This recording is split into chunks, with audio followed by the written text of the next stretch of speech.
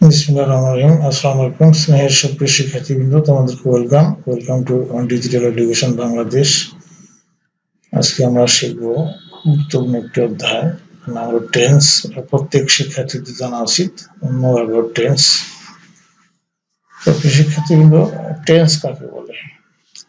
Verb বা ক্রিয়ার কাজ সম্পাদনের সময়কে টেন্স বা কাল বলে। যেমন কোনো কাজ সম্পাদনের সময়কে টেন্স বা কাল বলে।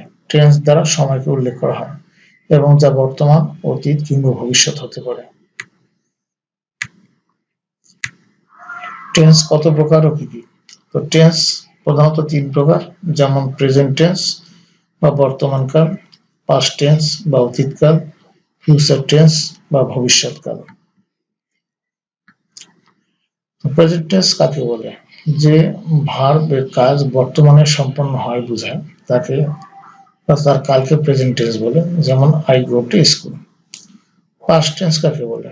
যে ভার্বের কাজ অতীত সময় সম্পন্ন হয়েছিল বোঝায় তার কালকে পাস্ট টেন্স বলে, যেমন আই ওয়েন্ট টু স্কুল।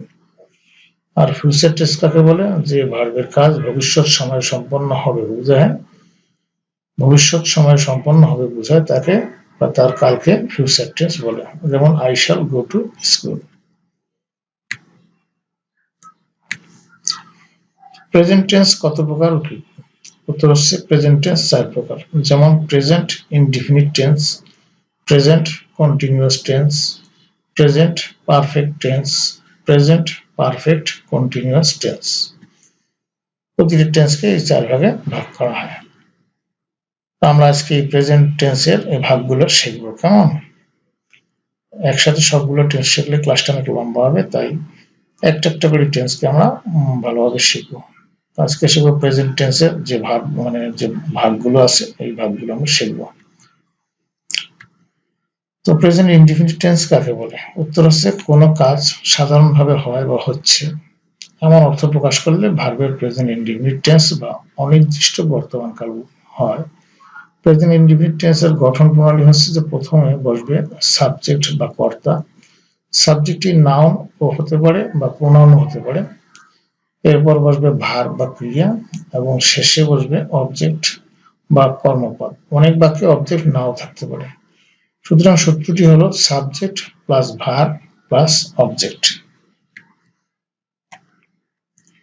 এখন আমরা নোটে দেখব যে সাবজেক্টটি যদি থার্ড পারসন সিঙ্গুলার নাম্বার হলে ভার্বের সাথে এস বা ইএস যুক্ত হয়। প্রেজেন্ট ইনডিফিনিট টেন্সের উদাহরণ, যেমন আই ডু দি ওয়ার্ক, আমি কাজটি করি। এখানে সাবজেক্ট হচ্ছে আই, ভার্ব হচ্ছে ডু, অবজেক্ট হচ্ছে the work. He goes school, he goes home, সে বাড়ি যায়।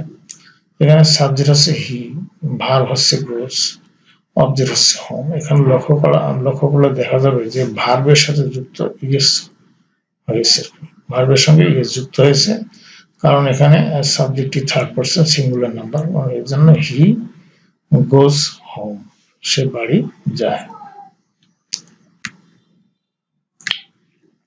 প্রেজেন্ট কন্টিনিউয়াস টেন্স কাকে বলে?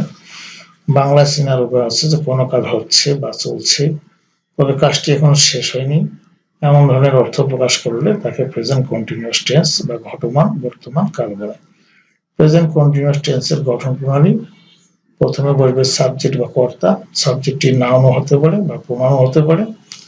যে কোনো একটা am is are, to be verb form am is are এর একটি অক্সিলারি ভার্ব বা সাহায্যকারী ক্রিয়া বসবে, যেমন I am, you are, he is.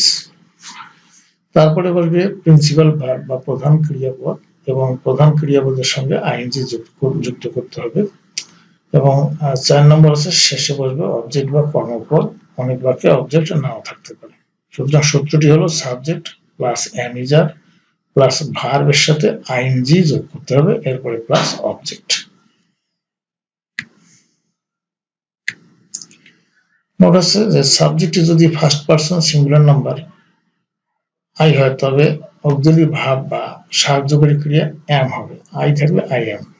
সাবজেক্টটি যদি থার্ড পারসন সিঙ্গুলার নাম্বার হয় তাহলে অক্সিলারি ভার্ব, সাহায্যকারী ভার্ব, এখানে ইজ বসবে, যেমন হি ইজ। আর বাকি সব ক্ষেত্রে সাবজেক্টের পরে আর বলবে, যেমন ইউ আর, দে আর, ইত্যাদি। প্রেজেন্ট কন্টিনিউয়াস টেন্সের উদাহরণ হচ্ছে যে আই এম লুকিং, আমি তাকাচ্ছি। এখানে সাবজেক্ট হচ্ছে আই, অক্সিলারি ভার্ব হচ্ছে এম, প্রিন্সিপাল ভার্ব হচ্ছে লুক এর সঙ্গে আইএনজি যুক্ত হয়েছে। হি ইজ সেইং, সে বলছে। এখানে সাবজেক্ট হচ্ছে হি, অক্সিলারি ভার্ব হচ্ছে ইজ, প্রিন্সিপাল ভার্ব হচ্ছে সে এবং এর সঙ্গে আইএনজি যুক্ত হয়েছে।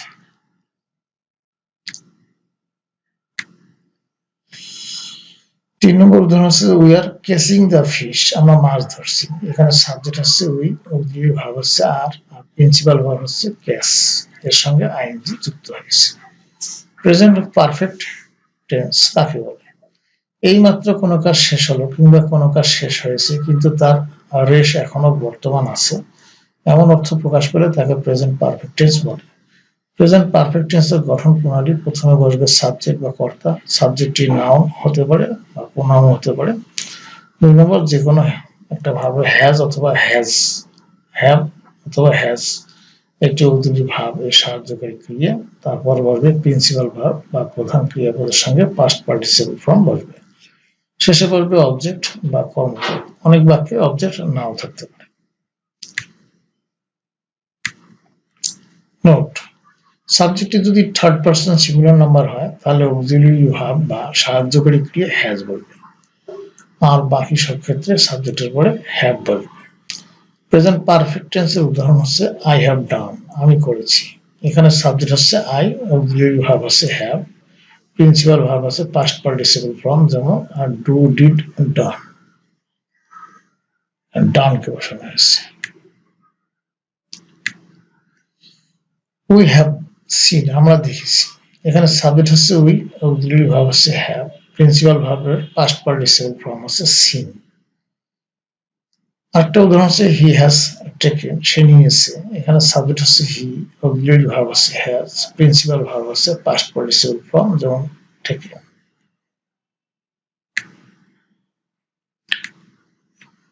প্রেজেন্ট পারফেক্ট কন্টিনিউয়াস টেন্স কাকে বলে? উত্তর হচ্ছে কোনো কাজ অতীতে শুরু হয়েছে কিন্তু কাজটা শেষ হয়নি, এখনো চলছে, এমন অর্থ প্রকাশ করলে সেরূপ ক্ষেত্রে প্রেজেন্ট পারফেক্ট কন্টিনিউয়াস টেন্স ব্যবহৃত হয়।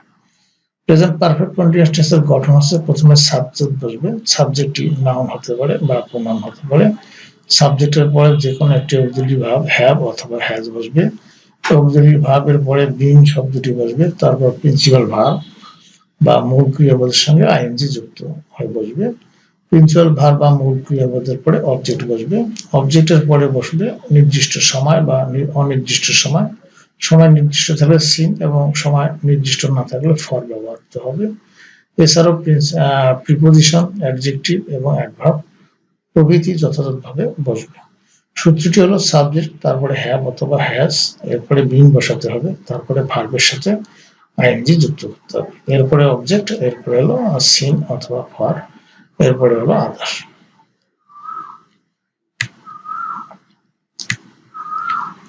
সাবজেক্টে যদি থার্ড পারসন সিঙ্গুলার নাম্বার হয় তাহলে অক্সিলারি ভার্ব বা সাহায্যকারী ক্রিয়া হ্যাজ বসবে, আর বাকি সব ক্ষেত্রে সাবজেক্টের পরে হ্যাভ বসবে। প্রেজেন্ট পারফেক্ট কন্টিনিউয়াস টেন্সের উদাহরণ যেমন we have been living in this village for 2 years, আমরা 2 বছর যাবত এই গ্রামে বাস করতেছি।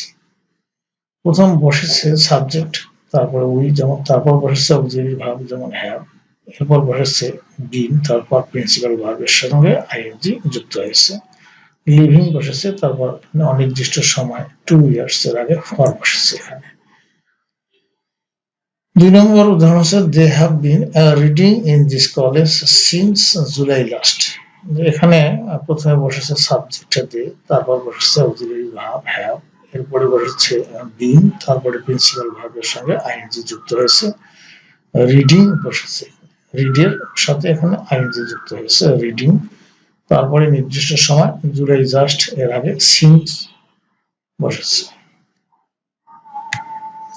প্রিয় শিক্ষার্থীবৃন্দ, তোমাদেরকে থ্যাংক ইউ। পরবর্তী ক্লাস দেখার আমন্ত্রণ জানিয়ে আজকে এখানে বিদায় নিচ্ছি। আল্লাহ হাফেজ।